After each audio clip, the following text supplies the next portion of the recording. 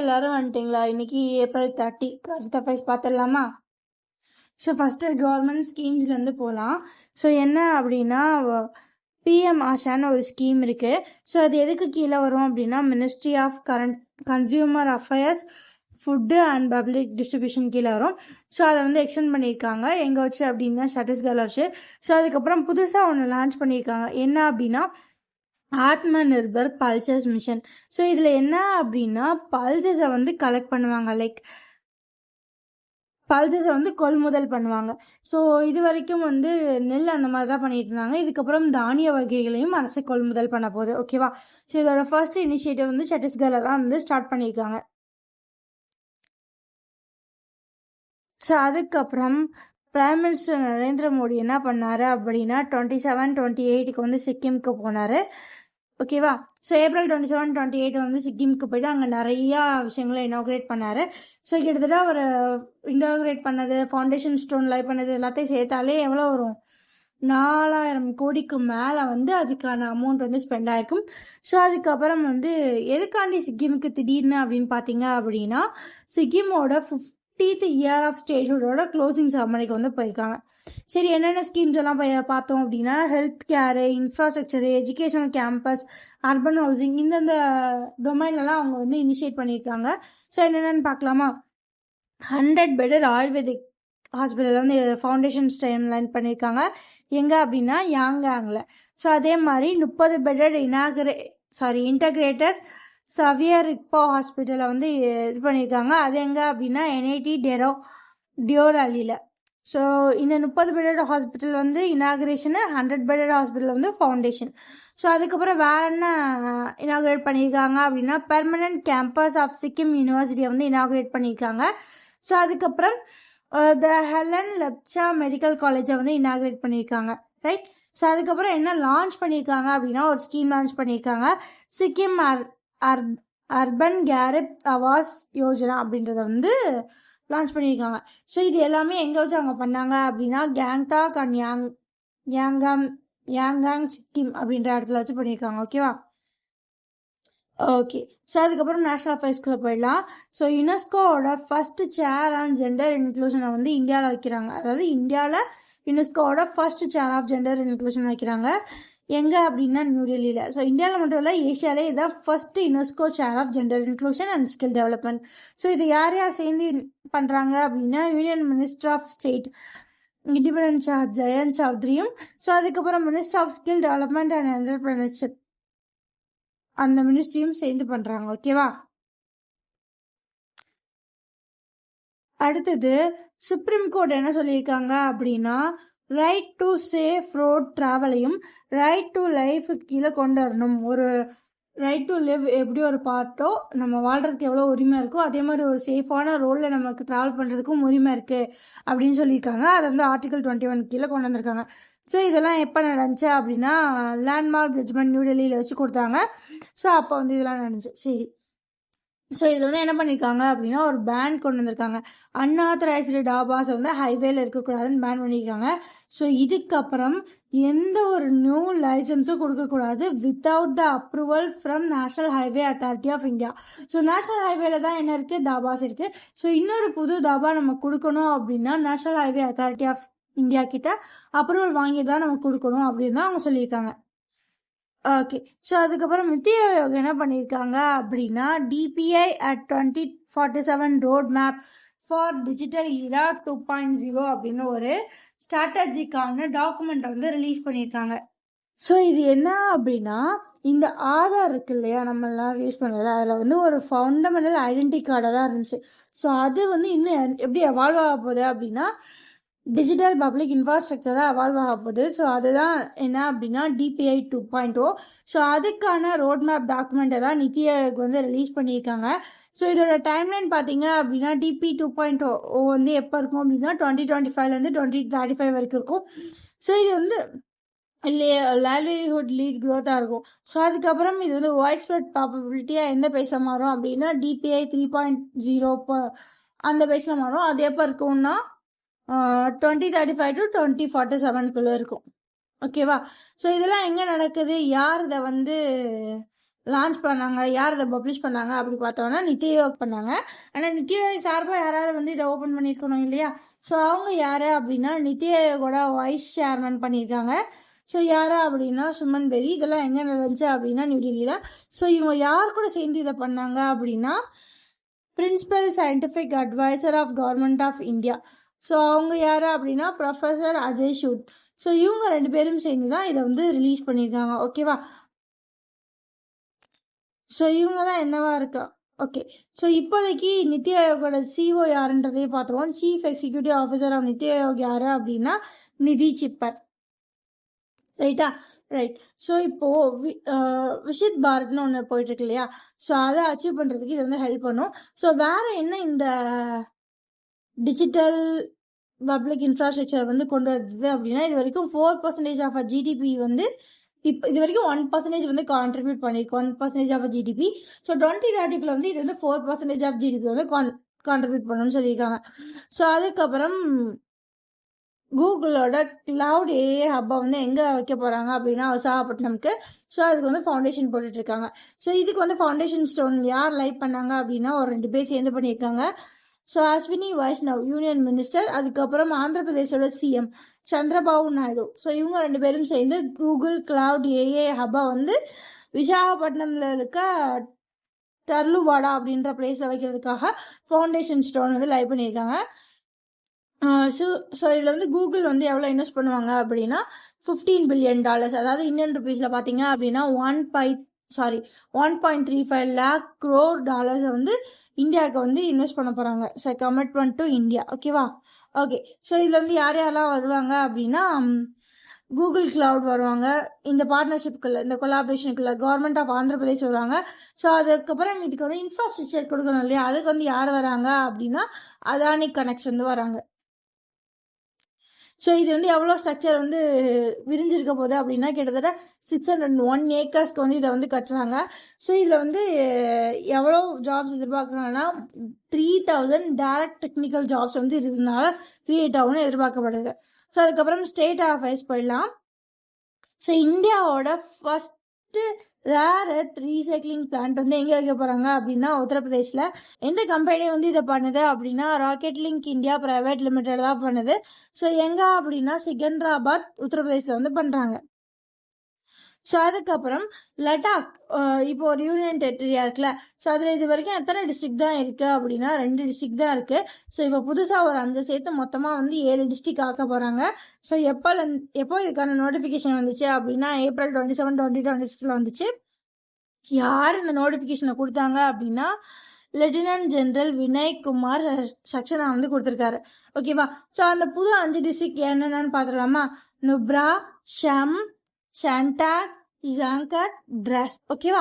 So அதுக்கப்புறம் international அஃபேர்ஸ்குள்ளே போயிடலாமா? So international அஃபேர்ஸில் Jordan வந்து என்ன பண்ணியிருக்காங்க அப்படின்னா இந்தியா வந்து ஹோஸ்ட் பண்ணுற ஒரு 3 அலையன்ஸ்குள்ளே உள்ளே வந்திருக்காங்க. ஓகேவா? ஸோ இந்தியாவோட 3 அலையன்ஸ் என்னென்ன?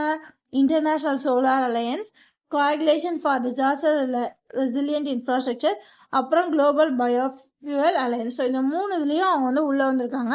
ஸோ இது எப்போ வந்து இதுக்கான டாக்குமெண்ட்ஸ் எல்லாம் வந்து சைன் பண்ணாங்க இந்தியாவுக்கும் அவங்களுக்கும் நடுலனா? ஸோ அவங்க வந்து நியூ டெல்லியில் வச்சு சைன் பண்ணாங்க. ஓகேவா? எங்கே வச்சு அப்படின்னா நியூ டெல்லியில் வச்சு.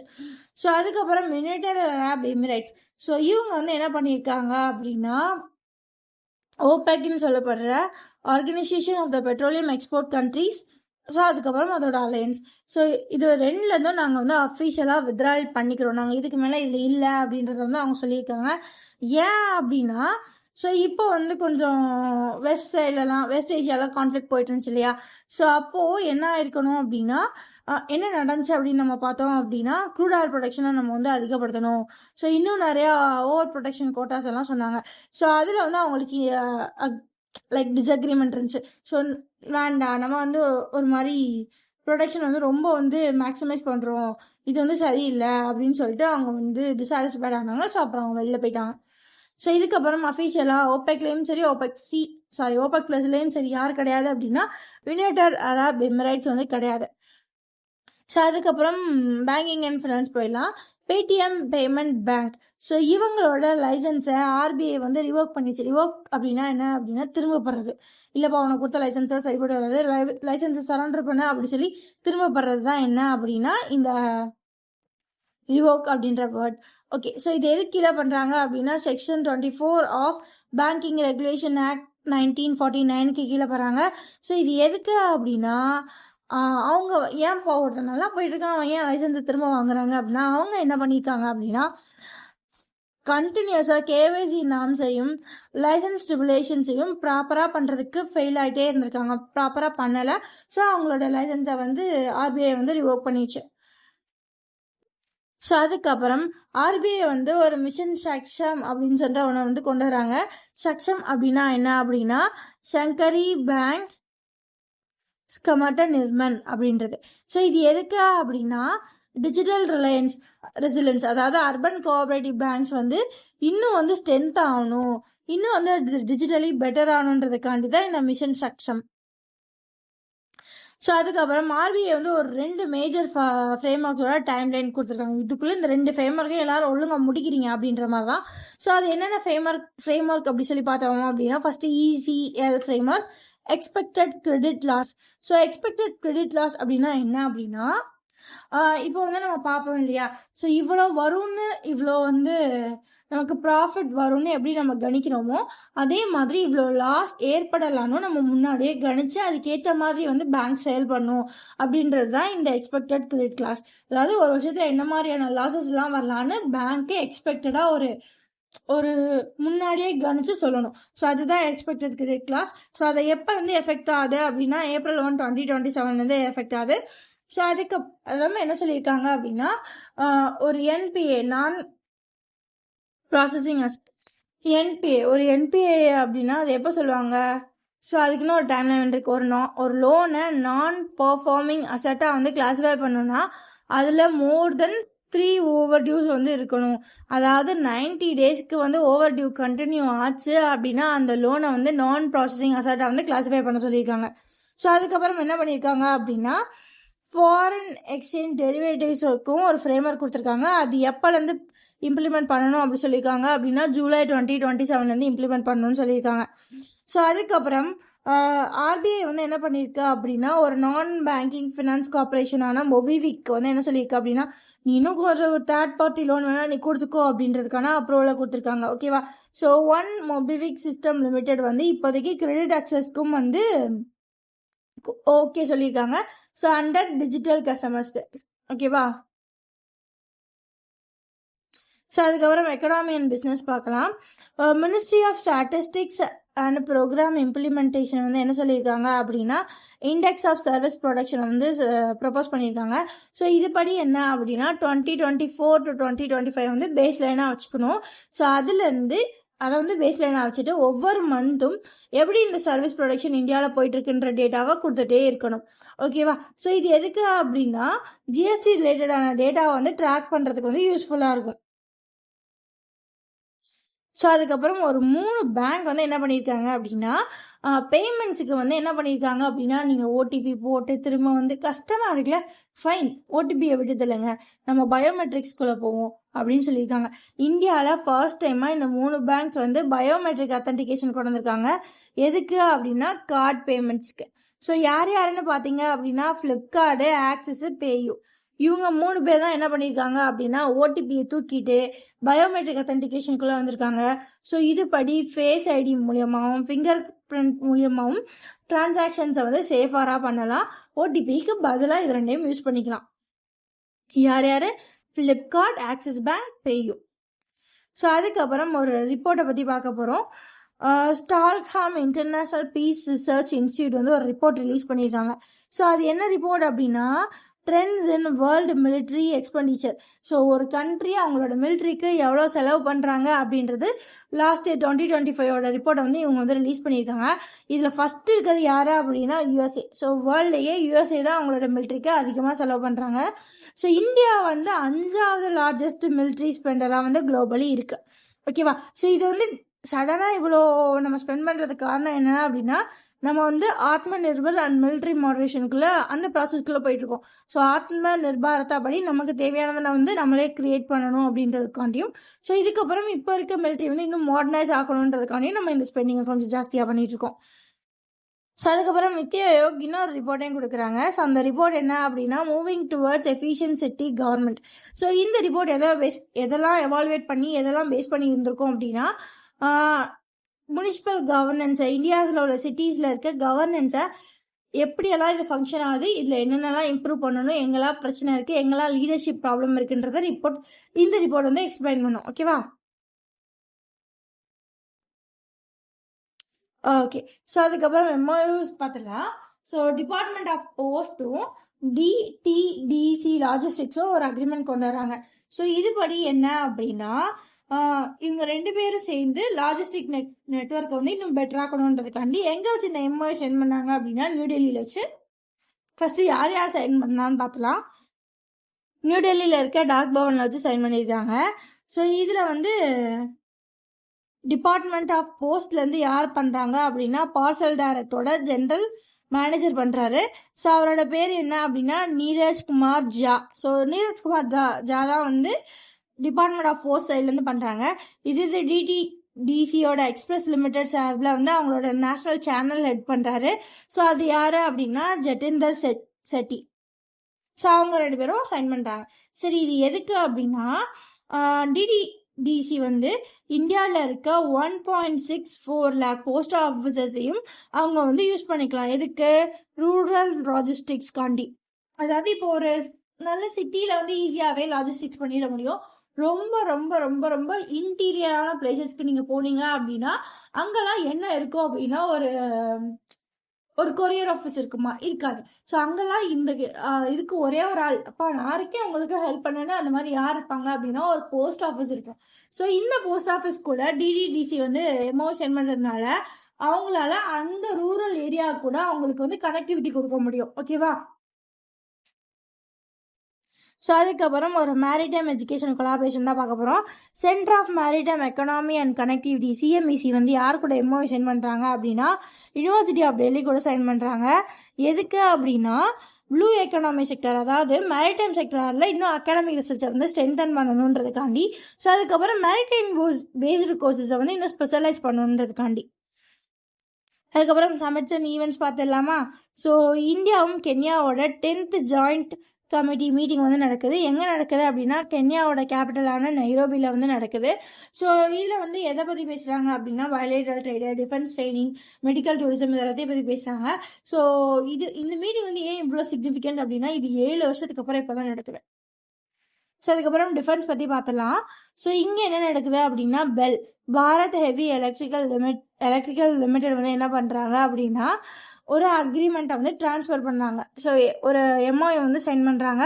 ஸோ இது எதுக்கு அப்படின்னா, ஒரு டெக்னாலஜியை வந்து ட்ரான்ஸ்ஃபர் பண்ணுறதுக்கு. ஓகேவா? ஸோ இதில் என்ன அப்படின்னா, பெல் வந்து ஒரு licensing agreement for transfer of technology வந்து சைன் பண்ணுறாங்க. யார் கூட அப்படின்னா, naval science and technology laboratory கூட. ஸோ அவங்க வந்து யாரோட லெபார்ட்டரி அப்படின்னா, டிஆர்டிஓ கீழே வந்து ஒரு லெபார்ட்டரி. ஸோ இது வந்து என்ன அதோட லைசன்சிங்கான இது அப்படின்னா, நேஷனல் இன்ஃப்ராஸ்ட்ரக்சர் சப்ரஷன் சிஸ்டம்கான லைசன்ஸ்க்கான அக்ரிமெண்ட்டை தான் இவங்க வந்து ட்ரான்ஸ்ஃபர் பண்ணுறாங்க. ஓகேவா? ஸோ இது வந்து எங்கே யூஸ் பண்ணுற டெக்னாலஜி அப்படின்னா, நேவல் வெசல்ஸ், அதாவது ஷிப்ஸ் அந்த மாதிரி திங்ஸில் வந்து யூஸ் பண்ணக்கூடிய technology. Sigma signed advanced. Okay. So சிக்மான்றது என்ன அப்படின்னா, இந்தியாவில் இருக்க ஒரு ஸ்டார்ட் அப். இது வந்து செக்யூரிட்டி ரிலேட்டடான அட்வான்ஸ்டான திங்ஸ் எல்லாம் பண்ணுவாங்க. ஸோ இவங்க வந்து யார் கூட சைன் பண்ணுறாங்க அப்படின்னா, ரோல் ராய்ஸ் கூட ஒரு டீல் வந்து போடுறாங்க. ஸோ இதுபடி இந்த 7 வருஷம் ஒரு லாங் டேர்ம் டீல். இது 3,800 crores வந்து இந்த டீல் வந்து சைன் ஆகுது. ஸோ இதுபடி இந்த சிக்மா அட்வான்ஸ்ட் சிஸ்டம்ஸ் இருக்காங்க இல்லையா, ஸோ இவங்க வந்து ரோல் ராய்ஸ்க்கு என்ன பண்ணணும் அப்படின்னா, கிரிட்டிக்கல் சேஃப்டி காம்போனன்ட்ஸை வந்து மேனுஃபேக்சர் பண்ணி கொடுக்கணும். ஓகேவா? ஸோ இது வந்து எங்கே நடக்குது அப்படின்னா, ஹைதராபாத்தில் இருக்க ஒரு கம்பெனி தான் வந்து சிக்மா. ஓகே. ஸோ அவ்வளோதான். அடுத்து போயிடலாமா? ஓகே. சயின்ஸ் அண்ட் டெக்னாலஜியில் பார்க்க போகிறோம். ஸோ இப்போ என்ன அது அப்படின்னா, சைனா வந்து பாகிஸ்தானோட சேட்டலைட்டை வந்து லான்ச் பண்ணி கொடுக்குறாங்க. பார்க்கலாமா? சைனாவோட நேஷனல் ஸ்பேஸ் ஏஜென்சியான China national space administration CNSA, China national space administration, இவங்க என்ன பண்ணுறாங்க அப்படின்னா பாகிஸ்தானோட PRSEOC அப்படின்ற சேட்டலைட், ஓகேவா. So Pakistan remote sensing satellite earth observation 3 வந்து லான்ச் பண்ணி கொடுக்குறாங்க. ஸோ இவங்களோட சைனாவோட எந்த ராக்கெட்டில் வந்து லான்ச் பண்ணுறாங்கன்னா லாங் மார்ச் 6 ராக்கெட்டில் வந்து லான்ச் பண்ணுறாங்க. ஸோ இது எங்கே வச்சு லான்ச் பண்ணுறாங்க அப்படின்னா தாய்வான் சேட்டலைட் லான்ச் சென்டரில் வச்சு லான்ச் பண்ணுறாங்க. ஸோ அது எங்கே இருக்குது அப்படின்னா ஷாங்சி ப்ரொவின்ஸில் வந்து இருக்குது, ஓகேவா. ஸோ அதுக்கப்புறம் ஸ்போர்ட்ஸில் பார்த்தீங்க அப்படின்னா நேஷ்னல் ஆர்ச்சரி சாம்பியன்ஷிப் வந்து நடக்குது. ஸோ அது எங்கே நடக்க போகுது அப்படின்னா கலிங்கா ஸ்டேடியம் புவனேஸ்வரில் வந்து நடக்குது. ஸோ இதில் வந்து ஓவரால் சாம்பியன்ஷிப் ட்ராஃபியை வந்து யார் வின் பண்ணாங்க அப்படின்னா இந்தியன் ஆர்மியோட ஸ்போர்ட்ஸ் கண்ட்ரோல் போர்டு தான் வின் பண்ணுது. ஸோ இது வந்து என்னவா இருக்கும் அப்படின்னா ஒரு செலெக்ஷன் ட்ரையலாக இருக்கும். ஸோ யாருக்கு அப்படின்னா ஏஷியன் கேம்ஸ் அண்ட் ஒலிம்பிக்ஸ்க்கு ஒரு செலெக்ஷன் ட்ரையலாக இது நடந்திருக்கும். ஸோ அதுக்கப்புறம் என்ன அப்படின்னா கவர்மெண்ட் ஆஃப் இந்தியா வந்து CS செடி சாலா சீனிவாசலு செட்டி, ஸோ நம்ம ஷார்ட்டாக CSCDன்னு வச்சுப்போம். ஸோ இவர் யார் அப்படின்னா SBIயோட சேர்மன்.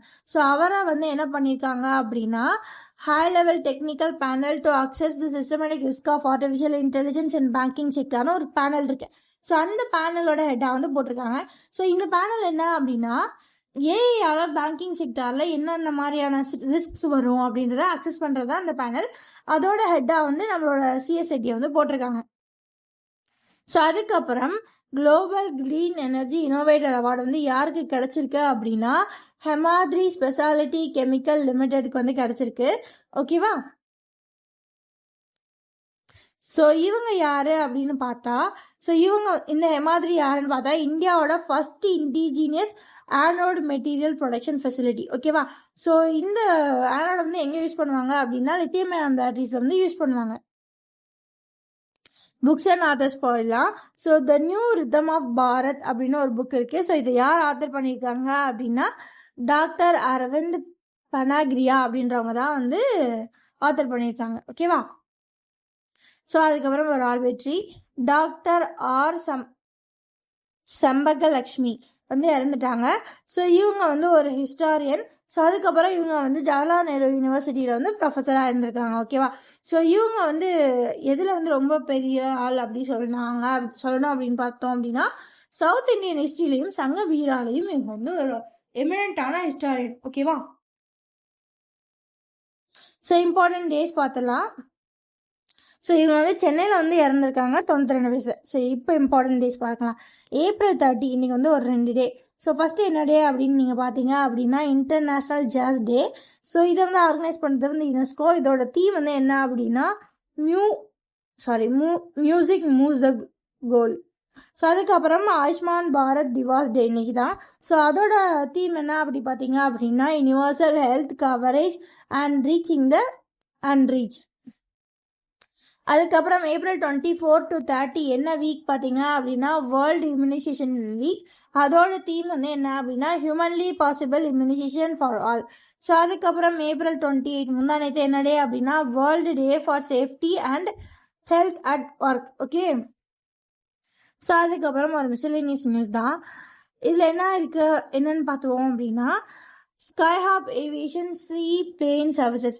ஸோ ஸ்கைஹாப் ஏவியேஷன்றது ஒரு ப்ரைவேட் கம்பெனி. ஸோ இவங்களுக்கு வந்து என்ன கிடச்சிருக்கு அப்படின்னா ஒரு சர்டிஃபிகேட் கிடச்சிருக்கு, ஏர் ஆப்ரேட்டர் சர்டிஃபிகேட். யார் கொடுத்துருக்கா? Director general of civil aviation கொடுத்துருக்காங்க. இந்த director general of civil aviation எது கீழே வரும் அப்படின்னா மினிஸ்ட்ரி ஆஃப் சிவில் ஏவியேஷன் கீழே வரும். சரி, இதனால இவங்க என்ன பண்ண முடியும் அப்படின்னா இவங்க கிட்ட இருக்க பிளேன்ஸை, அதாவது இது என்ன சொல்லுவாங்க அப்படின்னா சி பிளேன்ஸ் அப்படின்னு சொல்கிறத முதல்ல என்னென்னு பார்த்துருவோம். ஸோ சி பிளேன்ஸ் அப்படின்னா என்ன அப்படின்னா இப்போ நீங்கள் நார்மலாக ஒரு பிளேனை பார்க்குறீங்க அப்படின்னா லேண்டில் டேக் ஆஃப் ஆகி லேண்டில் இறங்கும் நார்மல். சி பிளேன்ஸ்னால் என்ன அப்படின்னா அதுக்குன்னே தனியாக ஃபியூச்சர்ஸ் எல்லாம் இருக்கும். ஸோ அதை வச்சு அதால் வாட்டரில் லேண்ட் ஆக முடியும். ஒரு ஏர்போர்ட்டே இல்லாத இடத்துல பக்கத்தில் தண்ணி இருக்குன்னா அவங்களால லேண்ட் ஆகிக்க முடியும். ஸோ இதை யூஸ் பண்ணி யூனியன் டெரிட்டரியான லட்சத்தீவுக்கு வந்து இவங்க வந்து ஏர் சர்வீஸ்க்கு வந்து பிளான் பண்ணியிருக்காங்க. ஸோ அதுக்கு வந்து இவங்க வந்து ஏர் ஆப்ரேட்டிவ் சர்டிஃபிகேட்டையும் வந்து அப்டேட் பண்ண போகிறாங்க. ஸோ இதனால வந்து இவங்க வந்து என்ன லான்ச் பண்ண போகிறாங்கன்னா, இந்தியாவோட ஃபர்ஸ்ட் கமர்ஷியல் சீப்ளேன் சர்வீஸை வந்து லான்ச் பண்ண போகிறாங்க. ஓகேவா? ஓகே.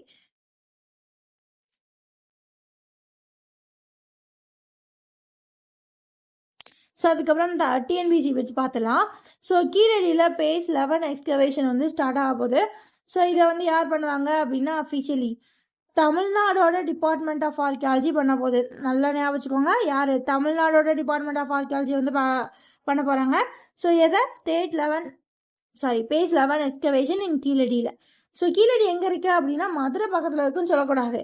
மதுரை பக்கத்தில் இருந்தாலும் அது எங்கே இருக்குது அப்படின்னா சிவகங்கை டிஸ்ட்ரிக்டில் இருக்குது. ஓகேவா? ஸோ அதுக்கப்புறம் தமிழ்நாடு கவர்மெண்ட் வந்து என்ன பண்ணுது அப்படின்னா இந்த யுனெஸ்கோ சேர் பார்த்தோம் இல்லையா? So UNESCO chair and gender inclusion கூட ஒரு டைப் பண்ணுது. ஸோ அதுபடி 10,000 rural womens and Kanchipuram and மதுரைக்கு வந்து செமிகண்டக்டர் காம்பவுண்ட் அசம்பிளியில் வந்து ஸ்கில் டெவலப்மெண்ட் இது வந்து கொடுக்கணும் அப்படின்றதுக்கு அவங்கள வந்து அந்த டொமைனில் வந்து ட்ரெயின் பண்ணுன்றதுக்காண்டி இந்த ட்ரையப் வந்து தமிழ்நாடு கவர்மெண்ட் வந்து பண்ணியிருக்கு. அவ்வளோதாங்க இன்னைக்கு கரண்ட் அஃபேர்ஸ். இந்த மாதிரி டெய்லி கரண்ட் அஃபேர்ஸ் பார்க்க நம்ம சேனல் சப்ஸ்கிரைப் பண்ணிக்கோங்க. பாய்.